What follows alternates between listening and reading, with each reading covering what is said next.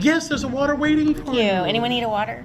You take it with you because they're rare commodities nowadays. It's hard to run into them. How are you both doing today? Fantastic, Jay. How are you? Good. Having a wonderful convention, having lots of people come up to you at the table? Yes. Been very busy. Thanks, guys. Thank Good. you. Everybody, you've seen all these people. How could you forget some of the people in the back? Oh, wonderful costumes. Face like that, you'd always remember. Wonderful job. So, of course, we need to talk Freddy. Freddy talk. So, you are. How do I put this? The bruiser, the fighter, the making them afraid of being the final victim because you were going to kill them.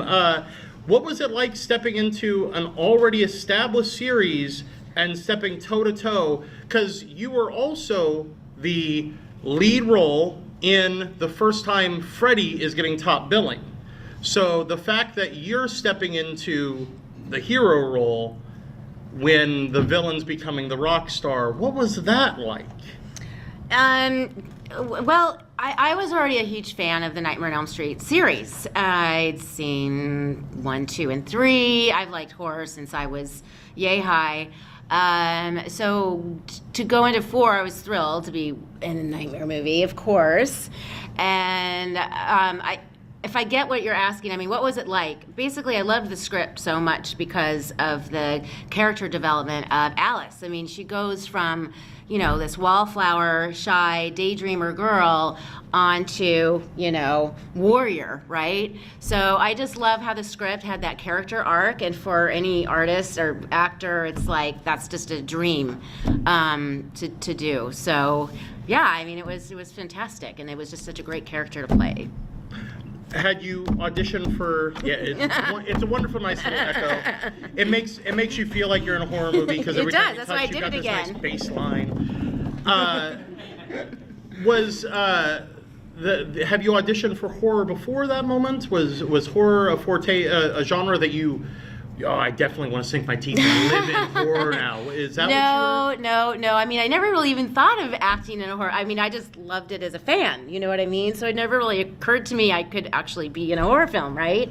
I had done very little before Nightmare on Elm Street 4. And I had done Hardcastle McCormick and a couple soap operas, and then Nightmare 4. But the interesting thing about auditioning is that, okay, back then, the 80s, okay, I had platinum virgin blonde hair, Barbizon makeup, my 8x10, I look like, sorority girl, cheerleader girl, whatever. So I think you just described my prom photo. So when my picture ran across their desk and they're looking for their Alice, I was totally the reject pile. I was like, no. But then, and now Annette Benson, who cast most of the Nightmare on Elm Streets, I think of all of them, she tells me this story that literally they went through like over 600 actresses looking for their Alice, and they could not find their Alice. So they went to their reject pile, which I was in. And they said, okay, let's just give this chick a shot. So I went in for my audition. Now, as an actor, like you read the script and you're like, oh, okay. So I went in with like no makeup, like dirty hair. I wore my worst color, which is pale yellow. And I did my audition, and then I had a callback. And Tuesday Night was there because she was cast first because she had to replace Patricia Arquette from Nightmare 3 to play the role of Kristen. So Tuesday was there, and Renny was there as well, and she and I did the callback scene together, and it was a Friday. I was getting married on Sunday, 150 people kind of wedding, big wedding, and then I learned on my honeymoon that I booked the role of Alice. So. Wow. Yeah. That is a great wedding gift. Except that we had to leave our honeymoon early, and he never forgave me. Oh. He's now the ex-husband. Well, then he doesn't have to forgive you anymore. Right. Who cares? Now, if it wasn't for Philip, one of the most iconic things about Freddy wouldn't have happened. So, can we talk about the sweater? Okay. We started, when they hired me on Nightmare 4, they brought me into a production meeting, and we went through the script, and they started describing, we went through the whole script, but at the end, while they were talking about the character, I felt, the Freddy's burned, and I questioned it because he's completely burned and his sweater was intact. And I said, well, Renny, I spoke to Renny and I said, hey, let's do, I have a question about Freddy's burned, his clothes are intact, can we change that? Can we do something? He said, well, show me what you have. So I aged the sweater, and he loved it, and it became an iconic sweater. We did 2 giant ones for special effects with Steve Johnson. We also did 36 sweaters for special effects and stunts, and for Robert. A lot of fun. Only 36. Only 36 of them. Yeah. All put in a safe, and we were all making sure that a lot of that stuff was very valuable at the time. And Lisa came in and was very low-key and quiet. She did her work. The amazing thing on the story was her transition into this warrior. So I think we did a good, Audrey Bansmere was the costume designer. I took care of Robert Englund. I helped a little bit with Lisa. She did the nunchucks a little bit. I think I helped her a little bit with the nunchucks. It was a lot of fun. And so, yeah, I'm really proud to be a part of, I was part of the project, and we worked like 20-hour days, and it was like really. Oh, and I love the Alice yeah. wardrobe. I mean, when you look at what I'm wearing, I mean, really this plaid dress with Yeah. a schlumpy sweater and a t-shirt under the dress. I mean, I was like layered and just like so homely looking. It was wonderful. Yeah, and you unfold with the characters. Every Yeah, time you one get- passes away, you're getting their energy and their power, and you start doing this. And the wardrobe reflects that too, Yeah, as yeah. her power and strength in herself, grows. My favorite scene was being on the when you're in the theater with the popcorn. And Yeah. that whole special effects there was, I think, one of the first special. I mean, I think I saw something like that later on with Arnold in one of his movies, but we perfected that. Right, like flying through Yeah. the theater and Yeah. into the black and white Oh, screen that's and everything. amazing work, And the yeah. shoe flying Yeah, that was into great. the screen.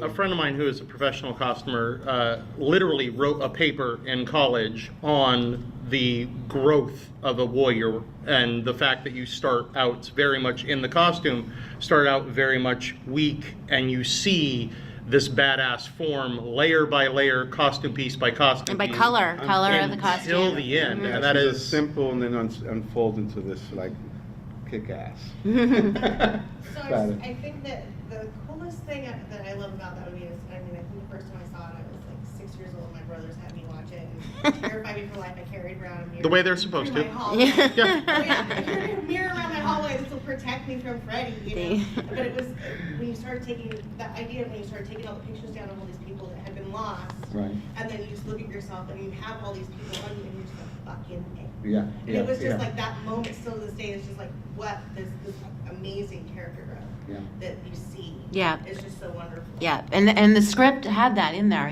that she slowly starts to reveal bits and pieces of herself in the mirror, and she actually looks in the mirror, Yeah.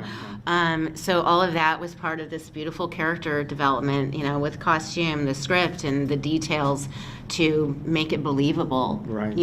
that this girl could become what she did. When I watched the Never Sleep Again documentary, because I watched it multiple times, you talked about in that documentary how necessarily in the beginning they hadn't talked about killing off your brother, but it wasn't until you guys did the funeral scene and then you're like, well, we've already killed him off, we can't keep him alive. What was that kind of like, trying to play off of a script that's constantly like you weren't exactly sure what was going to happen? Well, the script I got, he dies. He definitely dies. But I had heard that Oh, earlier. spoilers, sorry. That there was talk, there was script changes happening and this and that, and the Writers Guild strike was actually happening. The big long one that lasted like 7 months, 8 months was going on, so that was a little tricky. So we actually did do some of our own writing. The scene between Andres Jones, Rick, who's my brother, when I'm watching the video of Tuesday and Brooke, and they're gone, and I could smell the smoke, I could feel the fire, all that scene, he and I actually, we wrote that scene. That was one of my questions, because I had read somewhere that it was the writer's strike, and I was wondering, beyond that scene, was there any other dialogue changes or revamps that you personally did as an actor that you got to throw in there because there was no writer on set to approve or disapprove? Right. I mean, the script was pretty much, complete, good, solid, but there were some things missing, and that scene, just needed some tweaking, needed some work. And we may have actually added that scene. I don't really remember, but that's the only one I recall that was definitely. Yeah. Now, there's some comparisons, because you can't help but doing the comparisons between Alice and Nancy.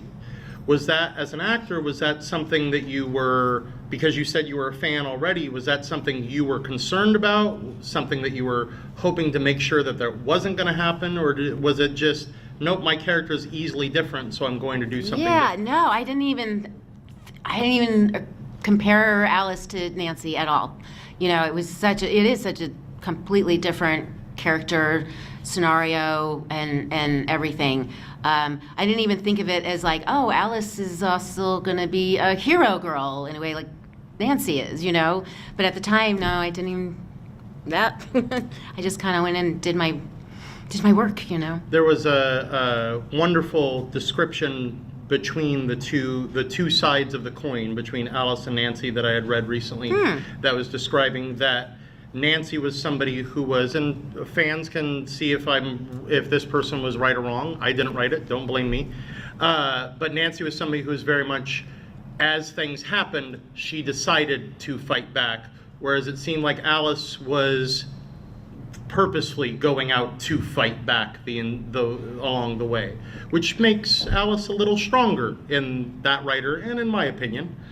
But interesting. I didn't know if that was something that you've had fans discuss with you, Well, what's interesting is that with Alice, she actually absorbs her friends' strengths and weaknesses along the way, which is what, when she embodies that, then that's helping her make her stronger, because she's embracing her friends, And I say her friends' positives and negatives because, for instance, in the beginning of the film, Kirsten and I are at school and she's smoking a cigarette, right? And then I'm telling her, well, this is how you can escape bad dreams, just dream someplace fun, and that kind of thing. Well, then Kristen dies, so I take on her strengths, but also her smoking habit. And I'm like in the bathroom lighting a cigarette. I'm like, I don't smoke. You catch yourself. Yeah, so I think that's something sort of a unique, event that happens in Nightmare 4. Yeah. Oh, I think it's very interesting that you did take on the positive and the negative easily. Now, Philip, you've had, to say long career would be a understatement as far as looking through your list of roles. Just going to throw a few names out here as far as iconic things that you've worked on, because there was, of course, Elm Street 4. Right. There was easily Titanic, needs to be brought up. Yeah. But when I was going through your list, I basically was, so apparently this man's responsible for a majority of the costumes in like most of my favorite, even those nobody talks about films. So Scrooged with Bill Murray. Ed Wood. Yes. Fabulous. Yes. As Good as It Gets, completely different genre. But then we go into movies that people don't talk about very often, like The Adventures of Ford Fairlane. Well, yeah. You did that? Yeah, oh Robert, my gosh. And Renny Harlin directed that. I know, well. yeah. Which is do you feel that some of your work ends up getting moved on, that the director goes, I like Philip, let's bring him back because of the fact that you had the same director move over? Well, yeah, I think there was a whole group that continued during that time. We had Joel Silver, the big producer, working. I had a whole setup of projects going on, and they kept shifting us to different. I went on to do Die Hard 2 with Renny again. I did Deep Blue Sea with him. I did Ford Fairlanes with him. He kept me busy for a little while. That's good. Yeah, and then there was other projects. Then later on, like the strike hit, and a lot of people fell back a little bit throughout the years. But yeah, it was a time where people were networking and staying busy, and they kind of carried you once they knew that you came in as a professional to do the work. And I got hired for all the blood type work, because of the Robert Englund movies. And later on went on to do like Insidious 4, 3 and 4, and all the blood stuff, the blood. So I get called for all those police shoot 'em ups and blood gags and things like that. Yeah. Beyond the blood stuff and the gore stuff, you also have perfected, like what you said with the sweater, you've perfected this art of aging. Yes. And I know that continually gets you working as well, including most recently on television, Westworld, correct? Yes. How was some of the aging accomplished in things like that? Well, and some of that, they have like I can't really discuss too much about the Westworld because it's kind of real closed. But a lot of we won't tell anybody. I swear. We can't. We'll keep it. Let's keep it in the room. Everybody here. I was like they kept me in a room somewhere where I did all the aging for some Indians and certain things like that. Not as because things turned around every week, so we had quite a bit of aging work and dusting and keeping all the characters to look real, so it was a great experience with that. But they keep me. I tend to be called for a lot of the horror, and sometimes I spill over to something like I did Pirates of the Caribbean and 3 and 4, and kind of bounced around with aging some of those characters as well. That's pretty much. It's groups that they get familiar with, and they know the type of work they do, so they call me in for that. Good. Now, I know some of your TV credits also includes my childhood. One of the biggest things, Saved by the Bell, unfortunately. But then now you're giving up how old I am. I'm going to. Sorry, if I'm there, I'm going to keep going. But one of the other big credits on there that you have, but then Lisa, you have an acting credit, same show. Star Trek Next Generation. Yes, we were just talking about that. And did you not know that about each other? You know what? No. They shifted me around quite a bit, and I had my experience with. I worked on Star Trek: The Next Generation for 6 years, and I dressed up the crew, but I got kind of bored a little bit. We zipped up jackets and put stirrups for most of the principal actors. But my great experience was working in the shop. So Lisa may have been working on set, and I may have been working in the shop doing aging work. And when when I did the aging work, I worked with the Cleons, and I was there when they first had the Ferengis, and they started. Michael Westmore was doing all the makeup on that. Oh wow! One of the great makeup artists, in Hollywood. So I had that. I bounced around quite a bit, so it could have been during an episode that she was on set, and that happens quite a bit. Well, when I need some aging, and I'm not saying yet. No, not at all. I got you. Will you got me? All right. I got you back. Don't worry. Now I got to mention this earlier with Carl Strucken, because he was also on Next Generation. That Trek fans are, as he put it, very well organized. Yes. Between Lisa appearing on Next Generation and appearing in Elm Street, how often fans of which ones do you get more often going, hey, I know you from... Well, it's interesting because there are a number of different types of conventions. And for instance, this weekend it's definitely more a horror-driven convention. But I also do, and I also do sci-fi, strictly sci-fi conventions as well. And then there's Comic-Cons, which is kind of everything. So I will say that even at a horror convention, I still bring Star Trek, because inevitably there's a few of you out there that love both sides. Right? Because generally it's like you love horror or you love sci-fi. Generally, I'm a crossover. I love both, and even at a sci-fi convention, I'll also bring my Nightmare on Elm Street pictures. Good. So, yeah. Awesome. Now, you took a number of years. You can look at your IMDb that you took some time away from acting. However, I have never seen anybody on their IMDb sheet that when it's time to come back, they have so many things down the pipeline at once. Because you have 2 announced, 2 pre-production, 2 post-production, and 2 current. How you took a break and then decided, well, now I want to do all the work. What is it that you're working on now that you can or that you'd like to talk about? Okay, what I can talk about this one. I'm actually leaving on Monday to Kentucky. It's called The Bloody Man, and Tuesday Night, who reprised the role of Kristen in Nightmare 4, she's also in the film. Oh, wonderful. Well, we don't have any scenes together, but we are in the same movie. I play the deceased mom, and there's lots of flashbacks and stuff, but she plays the stepmom. So that's pretty much all I can say. So that's kind of fun. Then I have some other really cool parts. I can't say the title of the film, but one of the roles I'm really excited about is kind of a, if you guys watch Walking Dead, okay, you know the role of the governor? Mm-hmm. Okay, I get to play like a female version of that character. Ooh. Uh-huh. Can't wait to sink my teeth into that one.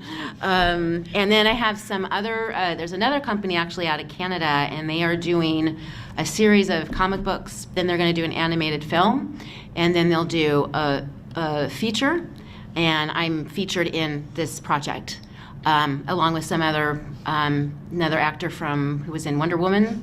Can't say who it is. So anyway, that's another kind of series that I'm really, really excited about. So, and then I have 2 other movies too in fall. Yeah.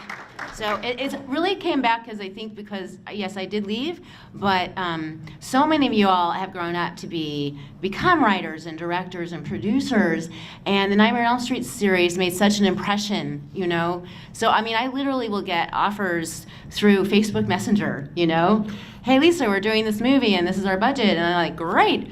Here's my agent, Kate Ward, give her a call, make a deal, right? So thank you. You know, it's like I didn't realize what an impression, you know, Alice Johnson made too, you know, on fans, but I do learn because you guys tell me stories and everything. So anyway, it's kind of really an honor. I have a lot of gratitude. Awesome. Yes. Do we have Thank you guys. other questions?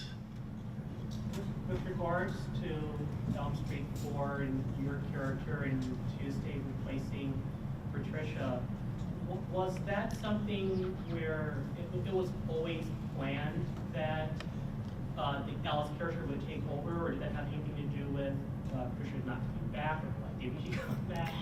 About that? No, I mean, Alice was just always there. It was Nightmare 4, you know, was planned. 5 was not planned until then the success of 4, which became the #1 box office of the Nightmare on Elm Street series. So it even beat out that summer Young Guns that came out and some other big movies. I mean, it was just a phenomenal thing. What I understand with Patricia Arquette, you know, of course she was offered the role to come back in 4, but she had already had other obligations, so she didn't come back. So they had to find another Kristen. But what's kind of funny is that Renny Harlin, the director, he likes blondes, I think, because he hired Tuesday Night. Well, she had to be blonde, right? Because she had to look like Kristen, right? Well, I was blonde. And then Brooke Thies, the one who, you know, dies the cockroach, right? She is blonde, platinum blonde hair. So we had, so Brooke, they had her wear a wig, you know, the big 80s hair wig, right? And then they asked me to put a red rinse on my hair.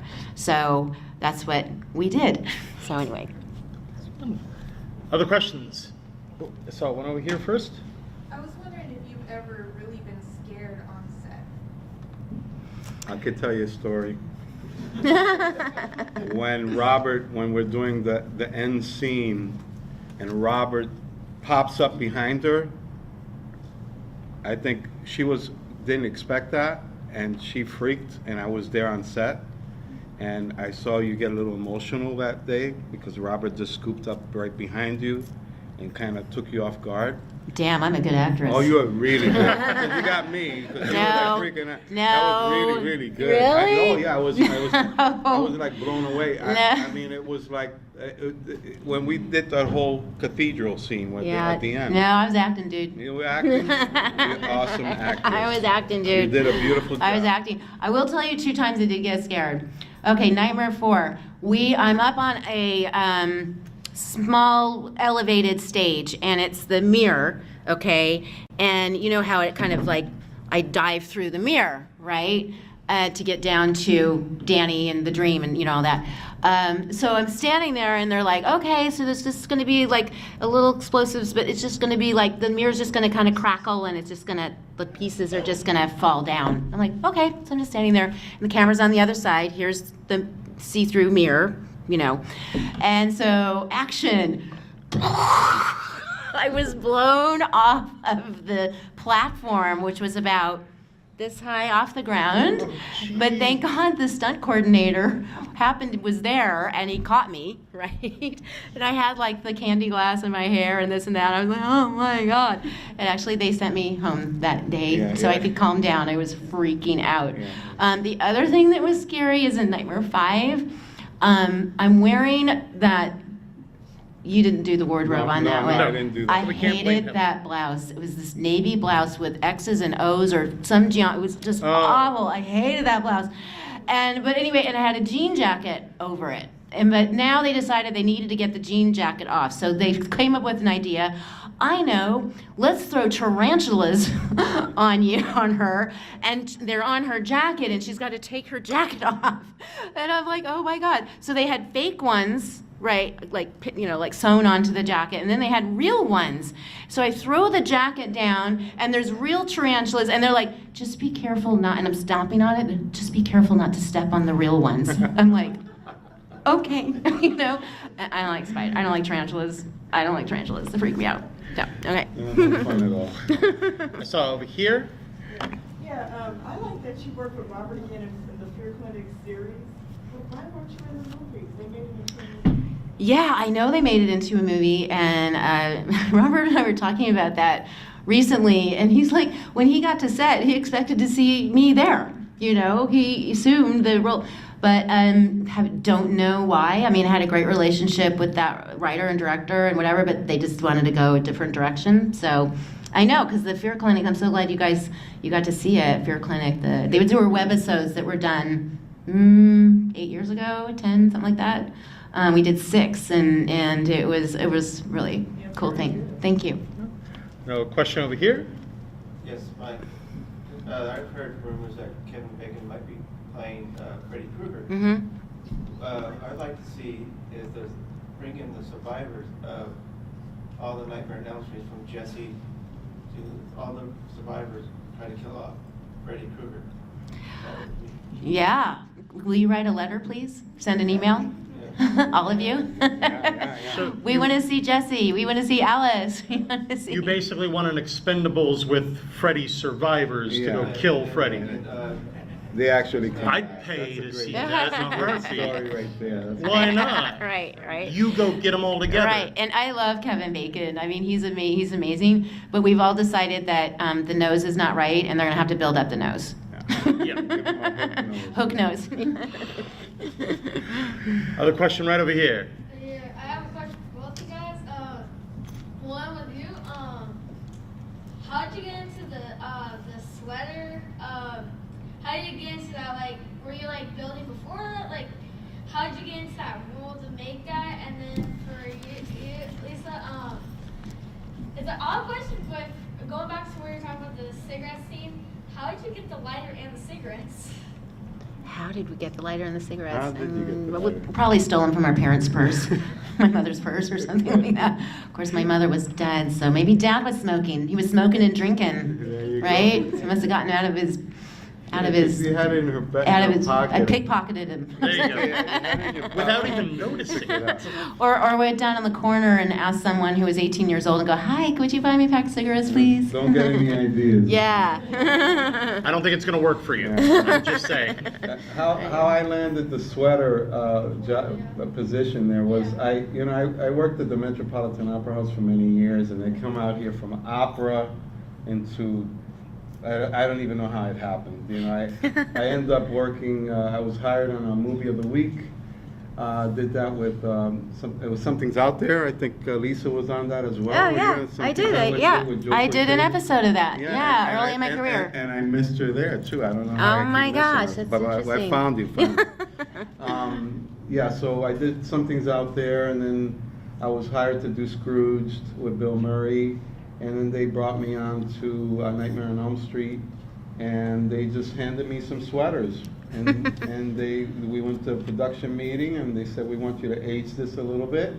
And what I did first was nothing. But then when we went to the production meeting, and I started thinking while they were talking, I said, well, he's burned and his clothes are intact.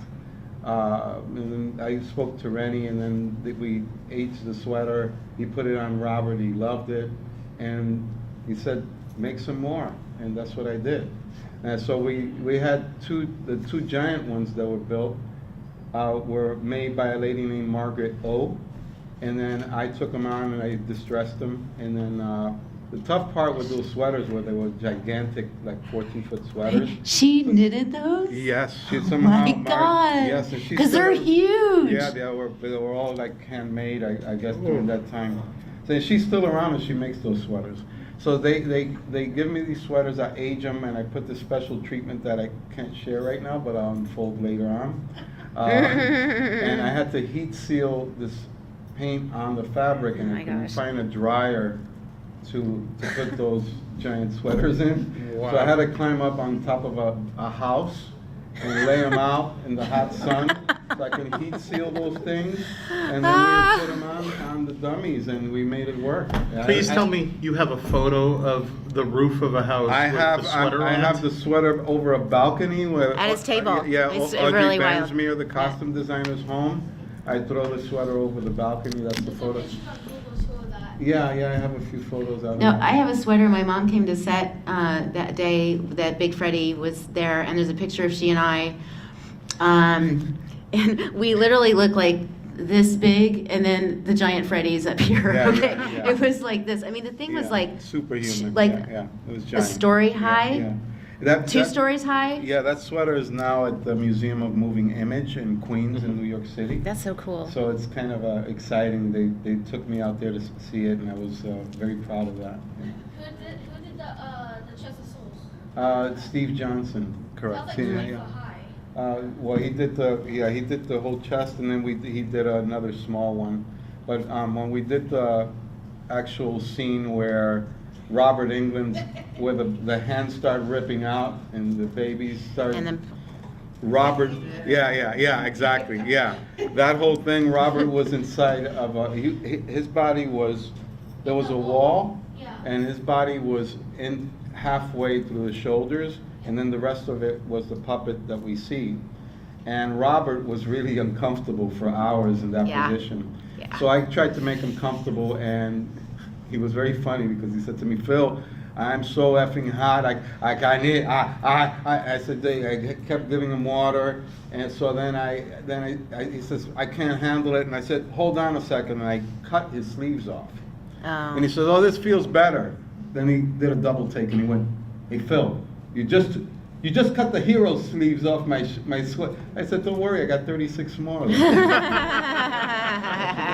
I got two giant ones for you. We're fine. Yeah. Now, beyond film work, both of you, I just throw out a few names. Lisa, you mentioned Hardcastle McCormick earlier, a show that I'm pretty sure half the audience has never heard of. Mr. Belvedere. I have to mention my wife's favorite TV show, MacGyver. You said General Hospital, Knots Landing, and then Philip, Freddy's Nightmares. You got to work with Freddy again. Yes. Drew Carey Show, Sabrina the Teenage Witch, X-Files, Supernatural, NCIS, recently Teen Wolf. film versus television for both you on the behind the scenes and on the in front of the camera. Is there a benefit to one versus the other? Is there more time? Is it I don't know. more of a schedule? I welcome everything, and I'm very grateful, and I feel very privileged to have the opportunity. I mean, I started as a kid, and most of the people I worked with now are either dead or retired, but to have the privilege of being part of entertainment where we get to recreate things and share the love with our fans, you know, I'm so lucky. I'm very privileged to be in that position. Yeah, gosh, they all are fun in their own way. I mean, my first job was on Young and the Restless and then General Hospital, which is an amazing training ground because you have to memorize all these lines every night and then be back on set, and you have no time for, it's like you get one take and you're done. And so you got to be spot on, right? So that was a fun and exciting training ground, and then sitcoms. I think sitcoms are probably my favorite thing, and I know they're just kind of not really around anymore. But so fun because it's like doing a little mini play, because you work 5 days, you have a read through, you memorize your lines, they change the lines, you do a run through for the producers and network, and then they give their notes, and you might have some changes and this, but you actually get to rehearse, all week, and then you have a live audience come on Friday, and people are laughing, and oh my gosh, I love sitcoms. Episodic work is It's hard, tough, long yeah. hours, because you got to think, if you're recurring or a regular on the show, you got to memorize lines for this episode you're doing, but you've also gotten your script for the next episode you're going to be doing, so you need to be working on those lines too. And you don't have a lot of turnaround. You might have 12-hour turnaround from your release from set and have to be back on set. So that's a pretty rigorous schedule. Yeah. Films, love films because I have a lot more time to work on the character. Right. And add details and have discussions with the director and all of that. So, Yeah. I don't know. It's all good. Yeah. I could easily chat with both of you delightful human beings for hours and hours, but unfortunately, there's other panels to come in. So, ladies and gentlemen, if you could please give these wonderful people a round of applause.